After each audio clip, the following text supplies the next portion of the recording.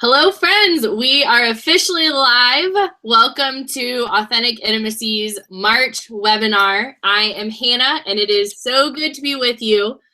I'm here in Ohio, and it's a beautiful blue sky, sunny day. So it just feels good. It feels like a good day for our webinar. And my sweet friend Michele here is joining me. Michele, do you have blue, sunny skies where you are? No, I don't. We had perfectly blue skies. I'm in Colorado. I'm up in Breckenridge, Colorado right now. It's spring break. I live in Denver, and yesterday it was perfectly blue and sunny, and today the rain is coming in, so it's starting to get a little bit cloudy. Oh, there we go. So, hey, spring break up in the mountains. That might I be can better say than blue I can't skies. really complain. I don't have blue skies, but it's actually pretty perfect up here, so I can't complain. That's awesome. And who are you there with for spring break? My husband and my youngest children, I have 6 kids, so my 4 older children are off doing their own things, but my youngest 2 are with me. That's awesome. Well, Michele, we're super excited to have you with us. Sometimes before a webinar, I get like 10 or 15 minutes to kind of just like hang out and make sure everything's working. But you and I just had a few technical things right at the beginning. Yes, And, exactly. You joined me at 2:31. So this is my first time officially meeting you. Yes. For the whole world to see, our first meetup. So why not? Hey, I love to make it as real as possible. So that's exactly what's happening right now. Yeah, that's exactly what's happening. I have slippers on, and we just got on this call. So we're all orchestrated here, people. Perfect. Why not? This is real life. Oh, I love it. Well, thanks again for joining us, Michele. We do these webinars every month for Authentic Intimacy. For those of you who are watching, many of you may be super familiar with this. Every month we bring on a guest from Java with Julie from our podcast and just kind of get to sit down with them and push a little bit further into a topic that they've discussed. We get to answer questions from you all, kind of get to interact with one of our guests live. And Michele, your name has been on Julie's list. I don't know if I'm allowed to say this out loud, actually. I'm going to say it out loud. Julie and I don't have many secrets, so I'm sure. You're on her list of favorite people, and that's a pretty short list. So. Oh, she's one of my very favorites. I love her. Yeah, she just speaks so highly of you, and as a ministry, whenever we get to interact with you and just hear your story, it's really great. And I'll just be perfectly honest, I don't always listen to every Java. I try to miss a few. But as I was listening to this week's that just came out yesterday, man, a lot of times I listen to Java with Julie's and I'm like, oh, this would be good for so-and-so, or like, oh, I'm so glad that we as a ministry are helping people that need this. And God just sent me a few across the face with this message yesterday. And yeah, I'm just really excited for this webinar. We received a lot of excitement. Well, excitement's a weird word because it's a webinar about wanting to quit. So yeah, so excitement doesn't really come into the equation when we're talking about quitting, not usually. Yeah, I was going to say we received a lot of excitement about this webinar, but we did. But a lot of a strong reaction from people who were excited about it. So before we hop on in, I'm just going to show a phone number really quick. Guys, this is our phone number. So how this is going to work is Michele and I are going to hang out. We're going to talk. I have some questions to ask her, some things to kind of dive into this whole conversation of what to do when you feel like quitting. But write this down, put it in your phone, send us a text. You can even send it now. You can tell Michele that she looks great and gray. You could send. Yes, please. All women need affirmation. Send affirmation. You can send any text just so it's saved in your phone. And as questions come up as you're listening and watching, please text them in. I would even push a little bit further and say, why did you sign up for this webinar? So was there like something going on that made you think like, yeah, this relates to me? Or like, man, if I could hear Michele answer this question, like, wow, that would be so big for what I'm going through. So text us that. Michele, sweet Michele, is on spring break with her family. and is hanging out with us on a webinar, you poor girl.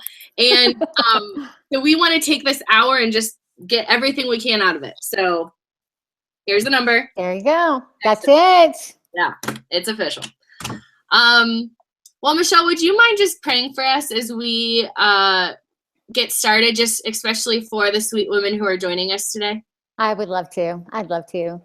Father God, we need you more than our very breath. We need you more than life itself. And so many of us are coming to this conversation today completely depleted and completely empty, God. This has not come as a shock or a surprise to you. You already knew that. So we just come with nothing, and we know that you have everything that we could possibly need. So I'm just asking, God, that you would give us truth that we could sink our teeth into, that you would give us fresh hope and fresh encouragement, and maybe some new perspectives we haven't considered before. And for those who are out there today and want to quit, God, I just pray that you would meet them in a special way, in the name of Jesus. Amen. Amen. Thanks, friend. So Michele, I kind of laughed at the introduction of the Java with Julie this week. You talked about wishing that you could write on light, bubbly topics, but God always keeps bringing these like Yes. really heavy, hard things. And I was listening to that conversation and laughing that like, oh, out of everything for the webinar for you, we were like, what do you do when you feel like completely quitting and giving up? So this like hard conversation theme is continuing. So thanks for being brave enough to venture into these hard topics with us. We really appreciate it.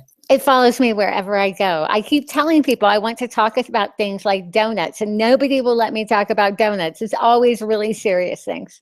Well, maybe we could save the last 5 minutes of the webinar to talk about donuts.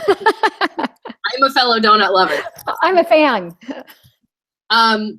So friend, I know some of the women watching have listened to, you've been on Java with Julie twice, and just this last one was super powerful, talking about what it looks like finding your purpose. And the one before that talked a lot more about your previous book, Undone, and a lot of the trials and hardships that you walked through, and just amazing story. And man, it was just raw and painful and all emotions. So some of our friends may have heard those stories. Some of them may have just clicked on this webinar because they could relate to feel like quitting. So I just kind of wanted to start the conversation with opening it up for you to introduce maybe your story a little bit.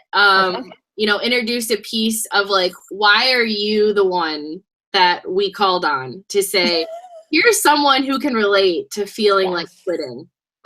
For women who are like, no, what this is painful. I would just love to hear you a little bit say, yeah, friends, me too. Yeah, absolutely. Well, I'm going to give my story in a very short snippet because for the sake, to save time. But let's see. About 6.5 years ago, when I was 39 years old and the mother of 3 boys at the time, I found out from a doctor that I had been diagnosed with cancer of the tongue, which is very unusual, very rare. I make my living as a speaker, as a communicator, so it was very inconvenient for me. But they said they had caught it early, and we assumed that they would take care of it. We had it removed through surgery, and I anticipated life would go on. However, that was just the beginning of a very difficult 6 years. In that 6-year time, actually just about 8 months after that initial cancer diagnosis, we added 3 children to our family. It's a long and complicated story, but basically, we heard about 3 children who needed a home because their mom could no longer care for them. And so here we were at the tail end of parenting our 3 boys.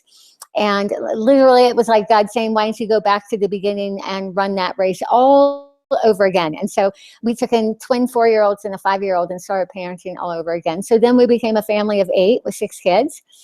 And just about the time that we thought we had started to figure that out, which took years, to figure out what it looks like to parent 6 children, especially kids that came from a hard place, I found out cancer came back for the 2nd time. And then 7 months after that, I found out cancer came back for the third time. And that third bout of cancer was far more aggressive and serious than the first two times.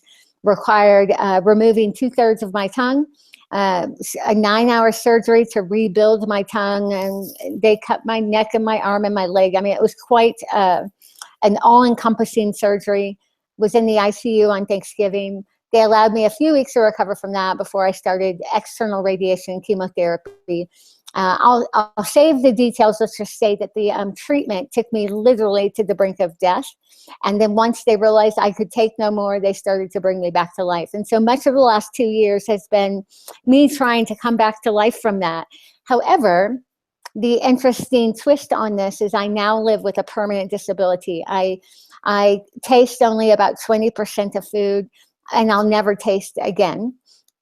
I don't have an original tongue, so speaking and swallowing and eating and breathing and all the things that you and I do every day without thought requires extraordinary effort on my part.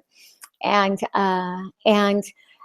just because of all the treatment and surgery and how it kind of ravaged my body, I function at a lesser capacity than I used to. So I used to be this type A driven business owner, entrepreneurial woman with 6 kids. Now I am still all of those things, but I only have probably, maybe 60% of my capacity that I had before. And so all that to say, when you have all of those obstacles, not to mention just being a wife and a mom is hard. There are many days I want to quit from that.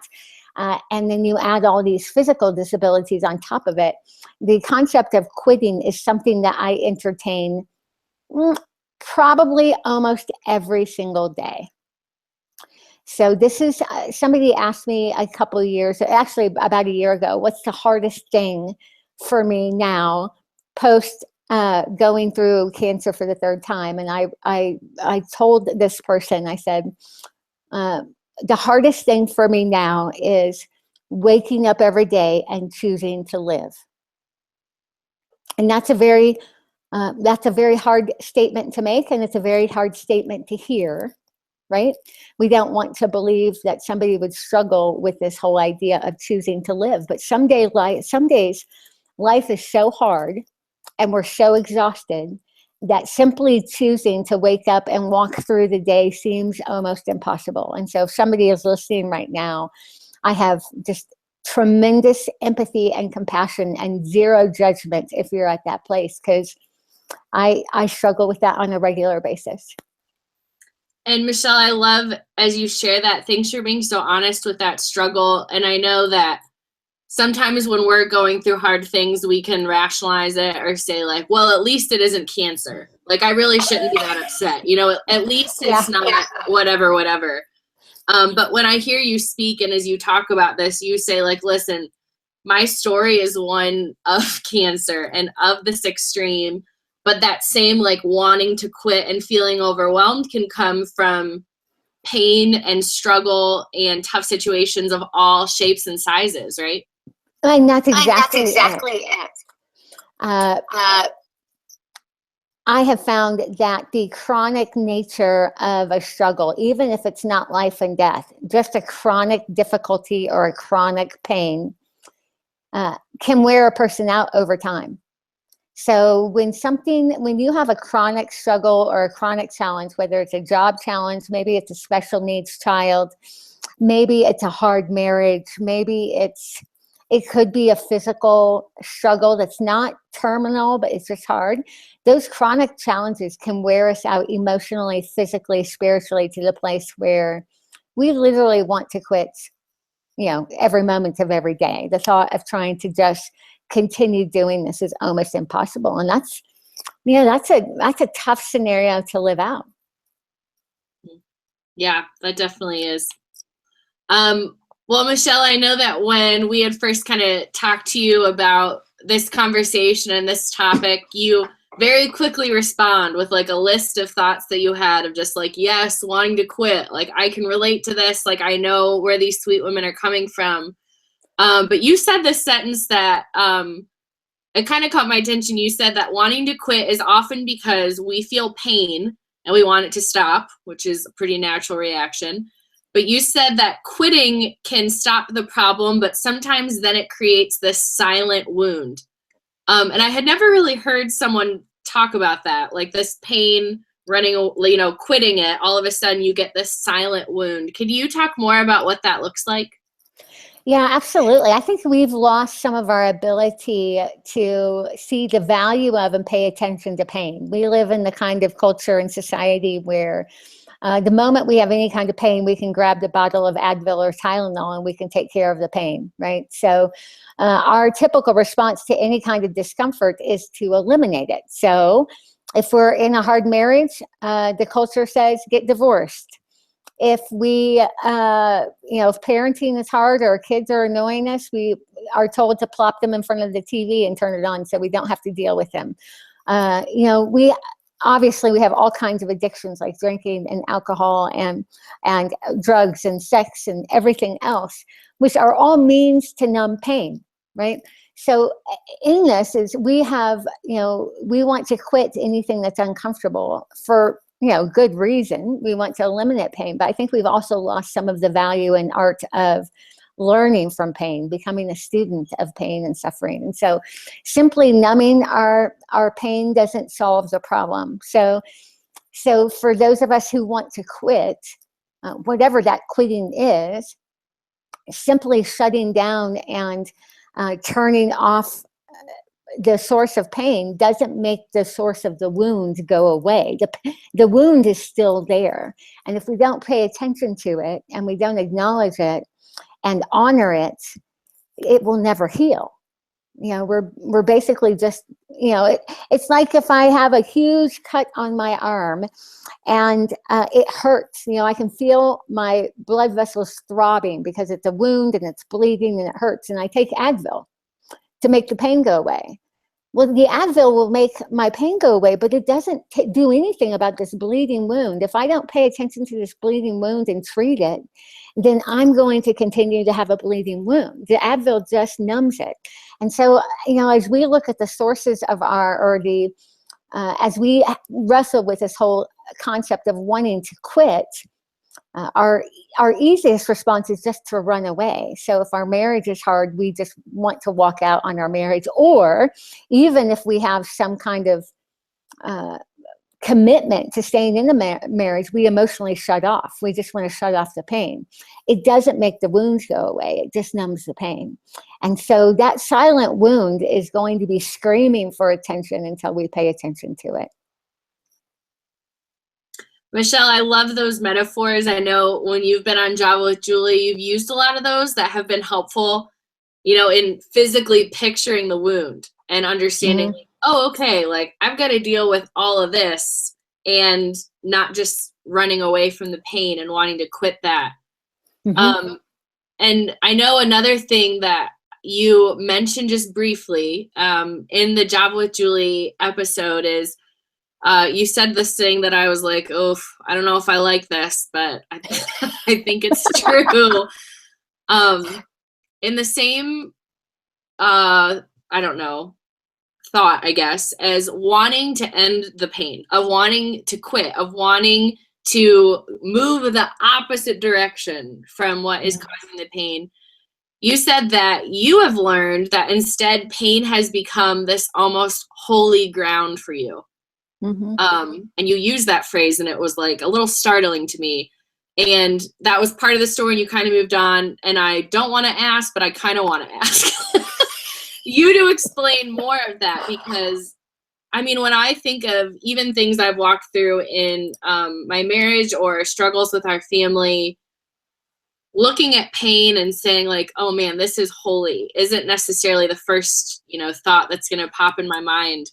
How did you learn that lesson, or what does that mean for you to look at this, or to encourage our sweet friends who are joining us to see pain as something that can be holy?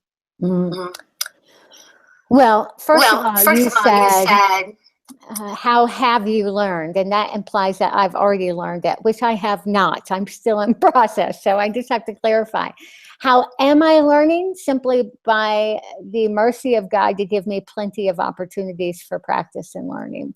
You know, dealing with cancer of the tongue is a very, very painful scenario. And even though I don't have the acute pain that I had during my surgery and treatment and recovery, I still have daily pain. I mean, I deal with daily pain every single day. And so, you know, I have to become a student of it or it's going to take me under. And some days it does take me under. And just the pain of life and the losses and the things we grieve and all of that takes me under. So, but pain can become a very powerful teacher. One thing I started to notice is if I made a list of the people I most admire, the people that seem to have the most wisdom and insight and perspective, those who seem to have the deepest faith, those kind of people that I am most drawn to, without fail, every single one of them has gone through unbelievable pain, whether emotional pain or spiritual pain or physical pain or whatever. And so that tells me that pain, there's something very sacred about pain if I can learn to lean into it rather than run away from it. Now, that's very hard to do. Some days I just want the pain to be gone. And I just want to numb it. Let me tell you, the temptation every single day to just numb the pain is so significant. However, God is starting to show me that it's been in my moments of extreme pain, again, whether emotional or physical or whatever, that I have experienced something of God that I could not and had not experienced in my times of comfort and peace and joy. So there's something there that can only be found and discovered in pain. And not to use another metaphor, but I'm going to use another metaphor. We know this is true in so many other aspects of life. Mining for gold or mining for diamonds or whatever is all about using tools to break up a rock in order to expose something of value. Well, that's a brutal process. I mean, that's a wrecking process to expose something of value.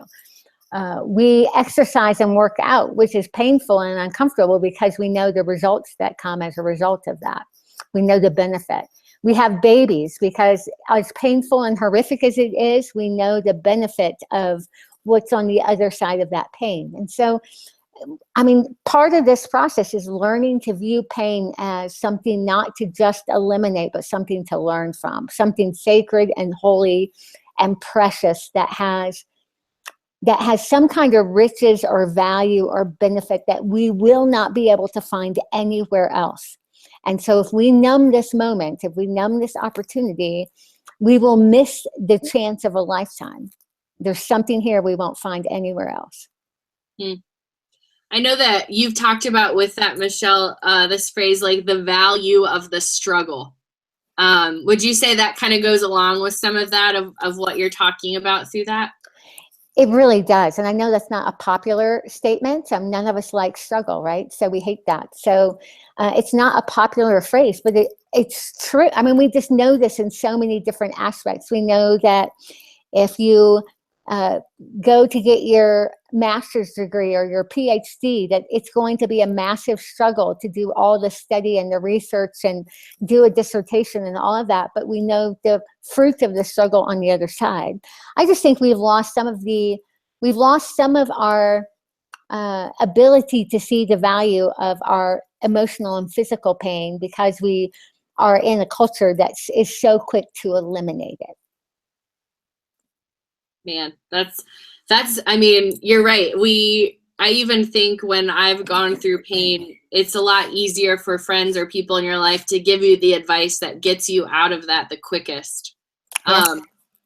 So Michele, as you're talking through that, you're saying, okay, it's tempting to numb it. It's tempting to quit, but instead don't, but instead see the value of the struggle, see this pain as something that can be holy.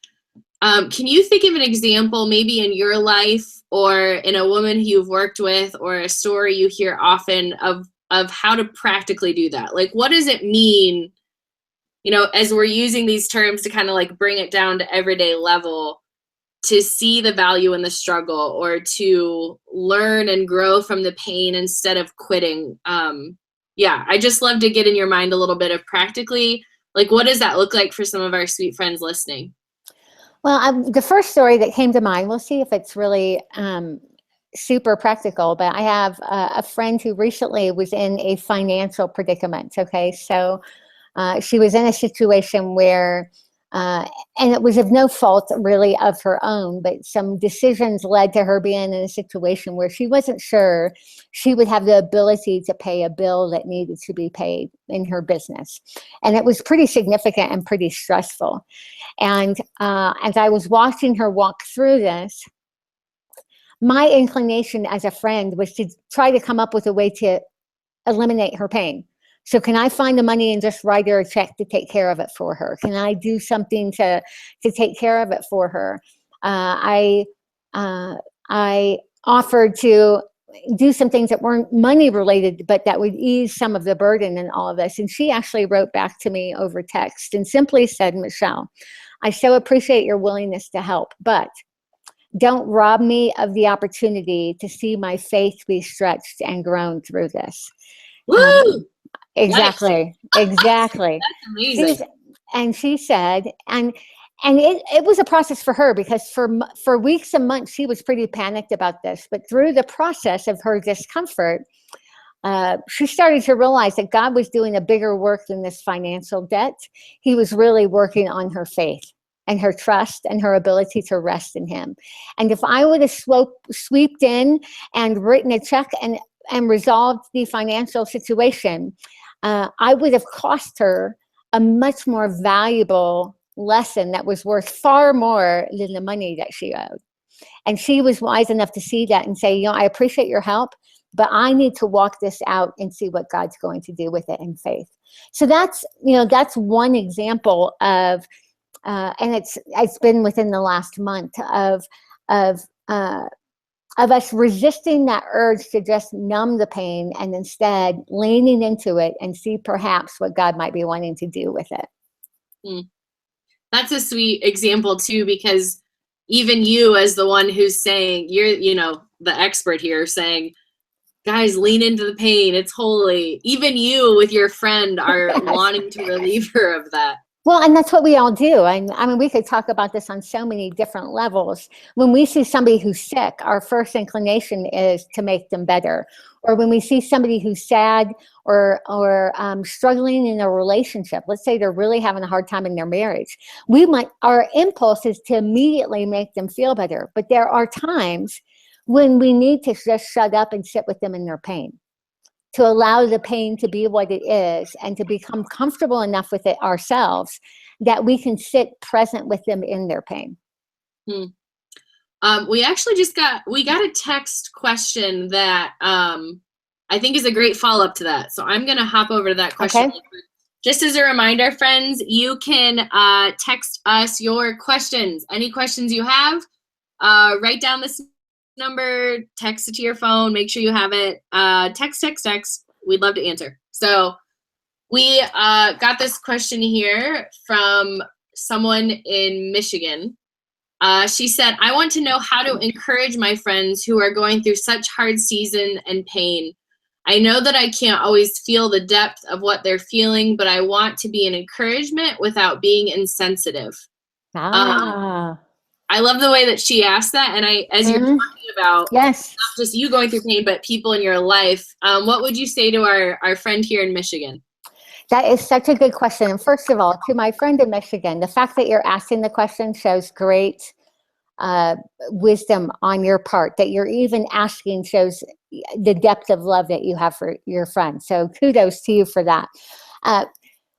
This is an interesting thing. Again, when we have people who are suffering, our result or our impulse, our instinct is to make them feel better. However, the whole story of Job in the Bible and Job's friends wanted to somehow explain why Job was suffering. And in the process of them trying to be good friends to him in his pain, they actually made everything worse because they were trying to resolve the pain rather than just being present with him in it. And let me give you an example. So because of losing my tongue, I now speak with a lisp. And it's very obvious. I can hear it. People can hear it. However, some of my friends, because they want to make me feel better about the reality of how I sound, they will tell me, oh, you sound fine. I don't notice anything. I don't notice any difference in your speech. It's perfectly fine. Well, first of all, it's just not true. Okay. So, and they're trying to encourage me, which I acknowledge it, but they're flat out lying to me. Okay. And so a better response in that moment is not to say, hey, it's all going to be okay. You sound perfectly fine. I can't tell a difference. A better thing would be to say, man, that must be so hard. It must be so hard to deal with the reality of that every day. I just want you to know that when I look at you, I see so much more than your speech. So there's a way you can encourage without disregarding the reality of the pain the person has experienced. And sometimes when we try to make people feel better, what we do is completely invalidate their suffering. We try to fix them. I remember when we did a Java with Julie with Karen, I think, who wrote Keep It Shut. And she said, gossip is something you say behind someone's back that you would never say to their face. But flattery, also not good, is saying something to someone's face you would never say behind their back. And that just reminded me of that. It's so important. You're right. When your friends are going through such pain, or if you have people around you who feel like quitting, to not just throw them this fairy tale that isn't reality. Just that reaction to want to make it seem better. You know, one of the best gifts we can give to our friends who are in pain is to learn how to be comfortable with pain ourselves. To learn how to be comfortable with the questions in life, the things that are unresolved, the things we don't have answers to learn to be mature enough to be okay with not having the answers and not having the solutions and not being able to fix it. So when your neighbor's husband dies, rather than going to her and saying, well, you know, God must have needed another angel in heaven. Okay, that's not helpful. Instead of saying that, when your friend's husband dies, to go over there and just sit with her while she cries. You don't have to say anything. You don't have to have any amazing spiritual insight or truth, but to be so comfortable with pain and grief and suffering that you can step into it without having to resolve it. Woo, that's a challenge. It is. It is. I know, Michele, for you, when Julie and I were talking recently and we're talking about this webinar and you being on our podcast, she had mentioned, she was like, one thing that I love about Michele is how her pain made her rethink her theology. Yeah. And just kind of how it challenged that. Can you talk a little bit more about that and kind of what you're saying there of having to push into these really tough questions for you as you were going through a time of wanting to quit? Yeah, I'd be happy to, as long as you're sure you want to open that can of worms. I'm ready for it. I think with the questions coming in, our friends who are joining us are ready for it too. Okay. So, you know, part of the struggle with pain, you know, we have these huge questions about pain and suffering and the goodness of God, right? Just massive questions about that. And in our absence of answers, we too often come up with trite cliches to try to explain it. And that just, you know, cliches don't do anything for somebody who's suffering. And so part of what I've been reevaluating as far as my theology after dealing with pain and suffering is, you know, I've had cancer 3 times in 6 years. On top of that, you know, taking in new kids and all of this, which, you know, part of me and part of other people will come to me, well, surely God wouldn't let you go through anymore because you've had enough. Or I've had people at speaking events come up to me and say, oh, God's not going to let you die. He still has more work for you to do. And I appreciate the sentiment. It's just not true. Because there are times where suffering actually serves a greater purpose than the absence of suffering. And this is very hard for us. Like a sentence to like just hold on to for a second there. And that's hard. And I say it very cautiously because I know there are people listening who are in places of great suffering right now. I get it. And I don't say it lightly. In fact, even speaking causes me pain. So I'm talking about suffering, and saying the word is causing me physical pain. There are times where suffering serves a far greater, far more glorious purpose than the absence of suffering. And when we start to wrestle with that whole concept, we will have to bump up against the truth of whether or not we really trust the character and the purposes of God. According to the Bible, God is absolutely sovereign, okay? And I talk about God's sovereignty a lot because God's sovereignty used to terrify me, all right? Because the thought that there is a God who is in charge and in control and he can do whatever he wants at any point in time, and he kind of operates on a whim, whatever, it seems terrifying unless the character of God is absolutely perfect. Okay, so sovereignty without character is terrifying, but sovereignty with perfect character is the most safe and freeing thing in the entire world. So for those who are, this is where my theology had to be written. If I can trust the character of God, then I can absolutely trust the sovereignty of God, because those go so beautifully together. And that means that there may be a chance that that God's glory and his overall purposes for mankind and for the kingdom of God are better served by me talking with a lisp than me talking without one. Mm. And that's, you know, that's a hard thing to wrestle with, isn't it? But yet I can't deny the reality of how I have seen God work as a direct result of the fact that I have been so incredibly physically altered. And what a sweet thing that you are vulnerable enough to share that. I'm thankful for that you can say that out loud, because I know, you know, sometimes when we're going through pain and people know we're a believer, we almost feel like, okay, we've got to keep it together and we've got to show that we still believe in God, because, you know, this is the time that everyone's watching. And that's so true. That you're vulnerable enough to say, like, friends, if you're feeling like quitting, if things are really hard, it's okay to have these questions. Like, it's totally okay to have these struggles. And you saying that out loud, Michele, is just an encouragement. And I think a space for women who are watching to know they can, like, take a deep breath and, like, if these questions, or you're like trying to think and understand God here, like, that's good. Like, do that. Yeah, absolutely. In fact, I would, and I want to say this because it's really, I think it is so important that that we all kind of are on the same page with this. I went through, and I still go through a lot of wrestling about different questions about my faith. And in many ways, my faith is stronger now than it's ever been, but that doesn't mean it hasn't been hard earned. For a number of, I'd say for probably a good year during my recovery, I had to literally go back to the beginning of what do I believe. So what I usually tell people is that when we endure some kind of inexplicable pain and suffering, the questions we ask, we have to go back to the very most important question. And the first question is this: is God real? I mean, anybody who has gone through some kind of significant pain and suffering, as humans, it's like almost an automatic question that we have to wrestle with. Is God real? Because pain makes us question the presence of God.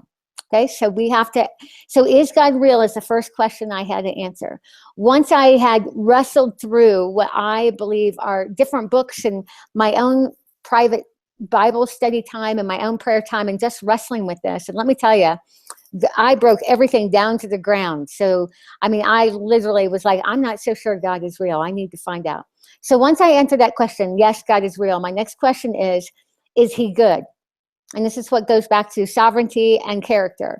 Is he good? If God is real, then is he good? And I had to spend months wrestling with his character. Can I trust that God is good? And then once I finished answering, is God real? If he's real, is he good? Then my final question is, can I trust him? And I think anybody who goes through some kind of inexplicable pain and suffering, those are the universal questions I think the vast majority of us wrestle with. But here's the good news. Having questions and doubts don't eliminate or diminish our faith. They actually strengthen our faith. Because sometimes I think we have always thought the opposite. Like, I agree. If it's a question that means like something's not good.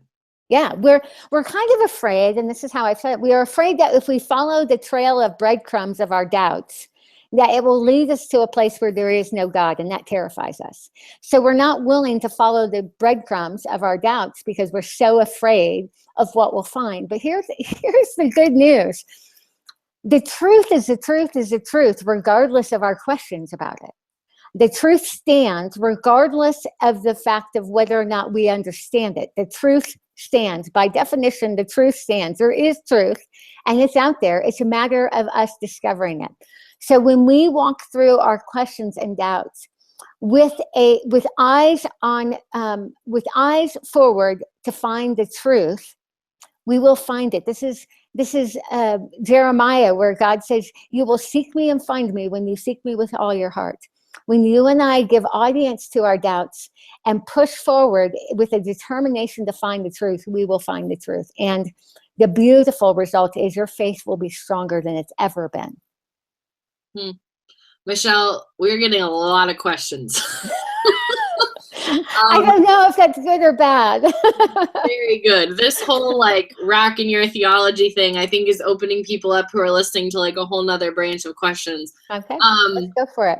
There's a lot coming in. There's one that was asked a few different ways, and so I feel like it's probably a good one to start with. Michele, could you help me understand how to change my thinking around pain? Are there verses that you meditated on or a study that I could go through? I know you mentioned your book as well. Can you help me out with that? So for a friend who's like, yikes, like everything you're sharing about wanting to quit has been the opposite of what I've thought. Like, how do I even begin to change this in my brain?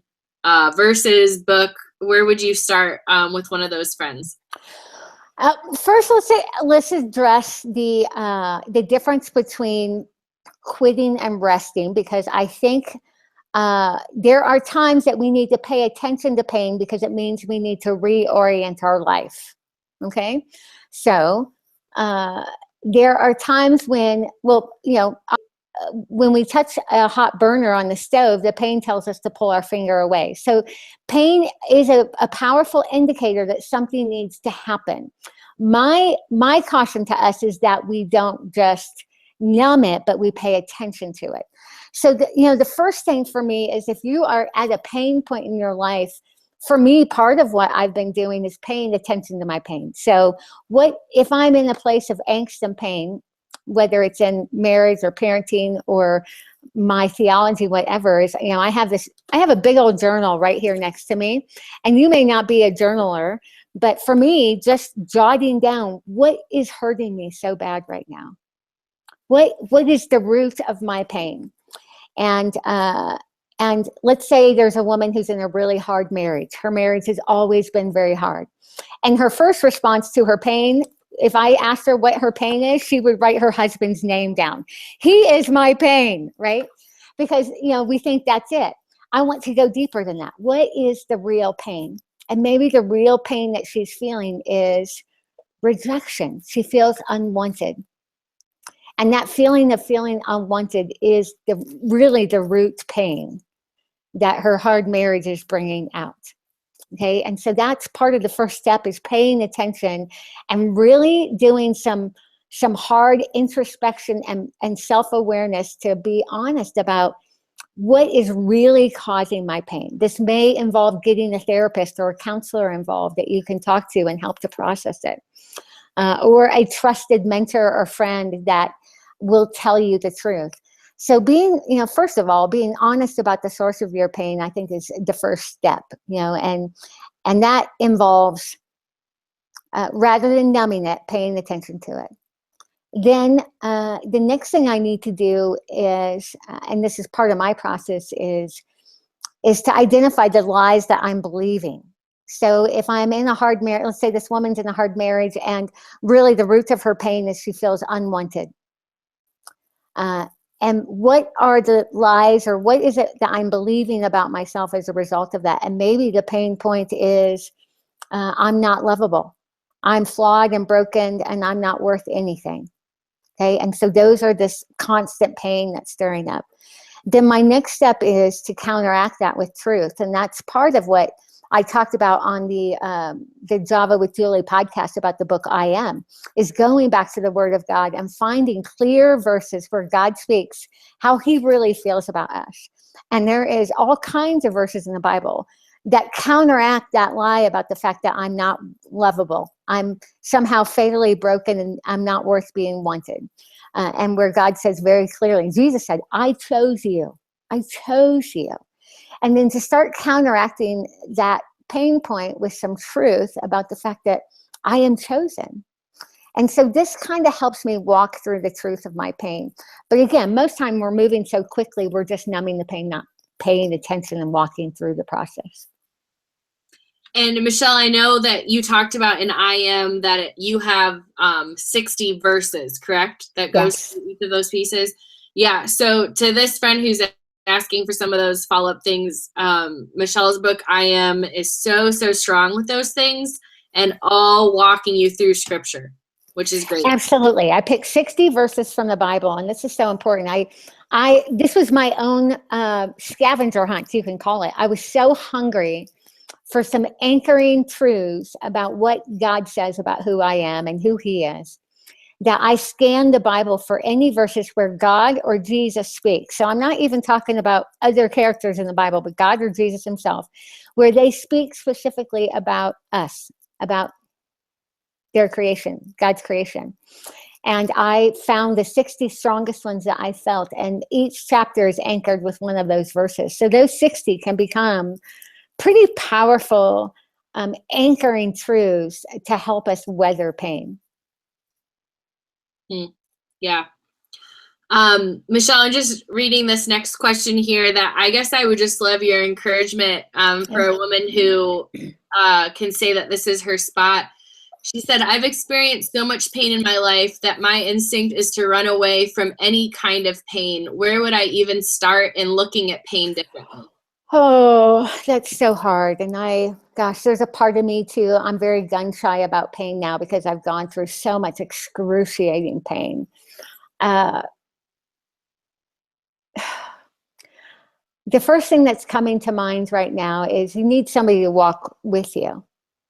I think we find courage in community, and God created us to be wired up in community. And so, to the woman who sent this question, first of all, the fact that you're here on this webinar is a beautiful first step for you opening yourself up to being engaged with other women who understand your struggle. So, just being willing to be in community, I think, is so important. But finding a safe friend or two, it could be a therapist. I think there's great value in good, solid counseling. But I also think there's good value in Christian community, people who have a shared faith with you that can simply be a source of accountability and strength, where you go to this person and say, I've had so much pain in my life that I want to run away from pain, but I want to learn how to face pain. So would you help me be courageous about finding small ways to embrace pain?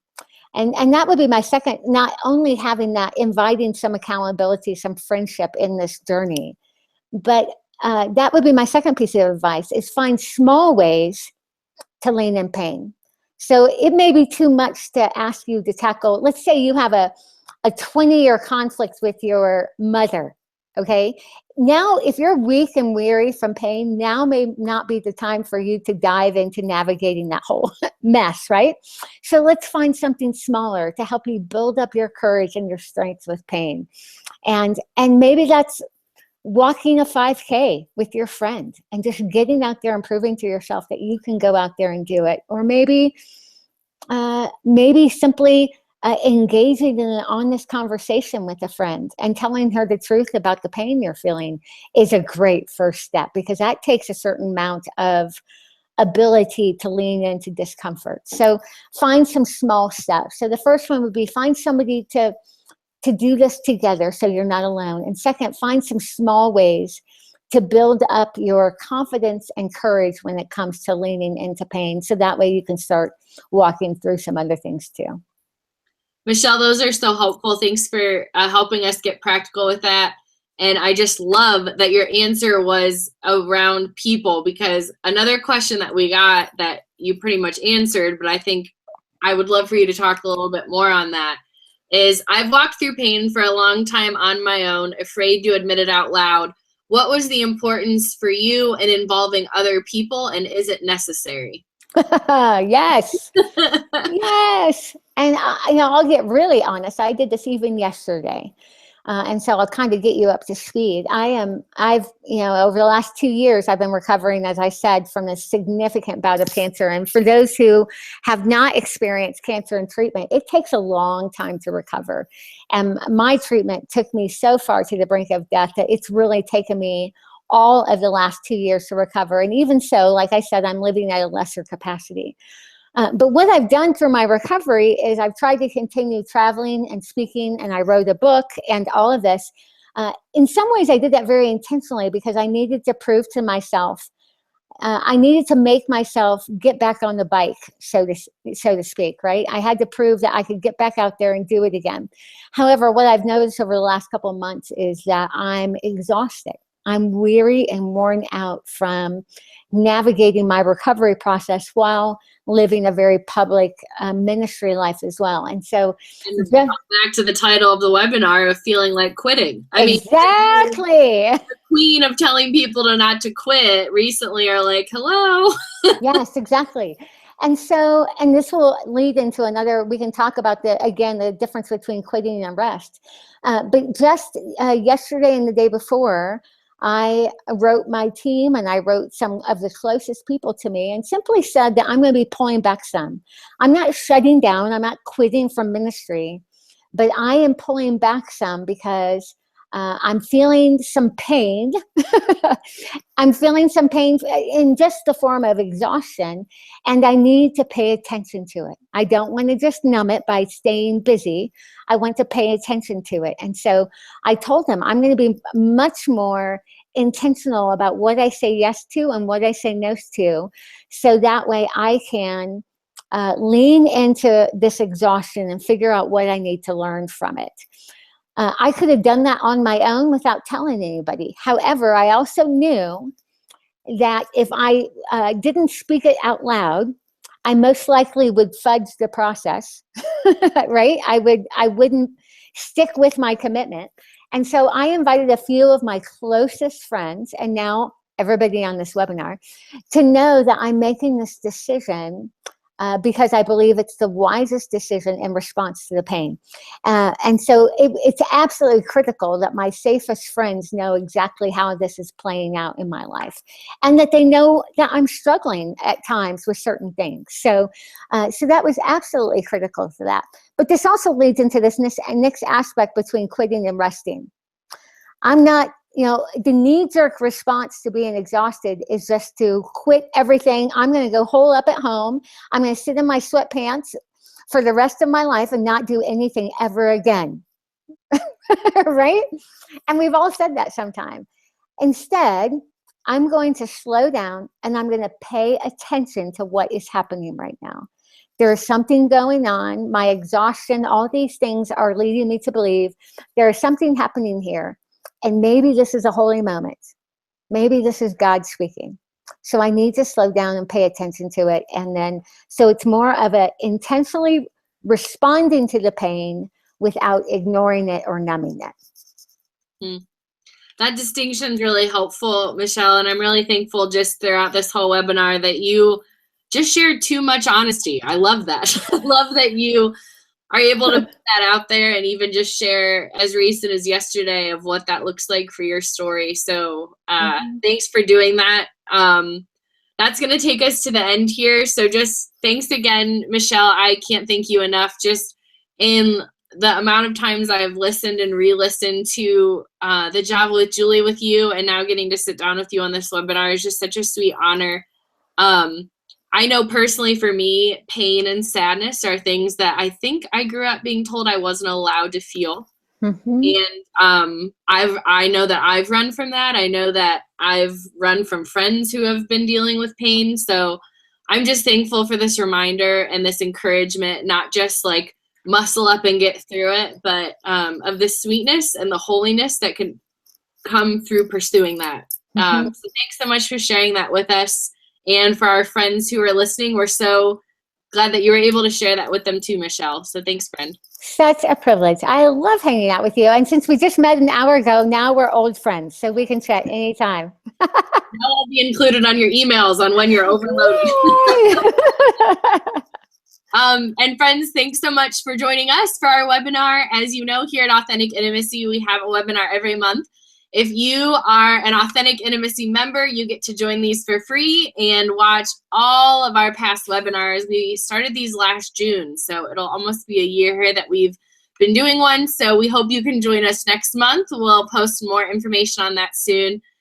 Those of you who had more specific questions around struggles in your marriage and pain and brokenness in that area and in sexuality, we at Authentic Intimacy are a ministry who loves being able to walk alongside women with those questions, loves being able to get practical with our podcasts and our blogs. So we'd love for you to get on AuthenticIntimacy.com.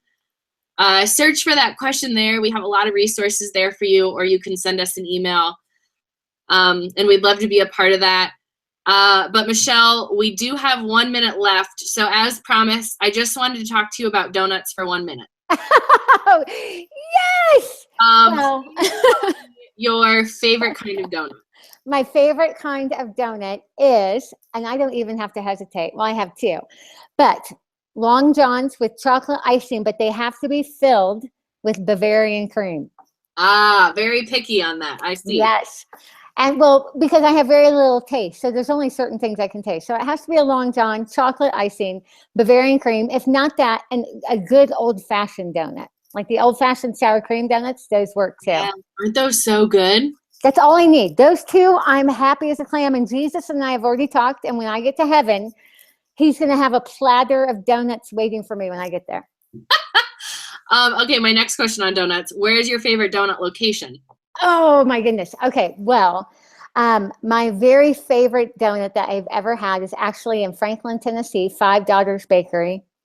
They're very expensive donuts, and they're like croissant donuts. They are so good, so amazing.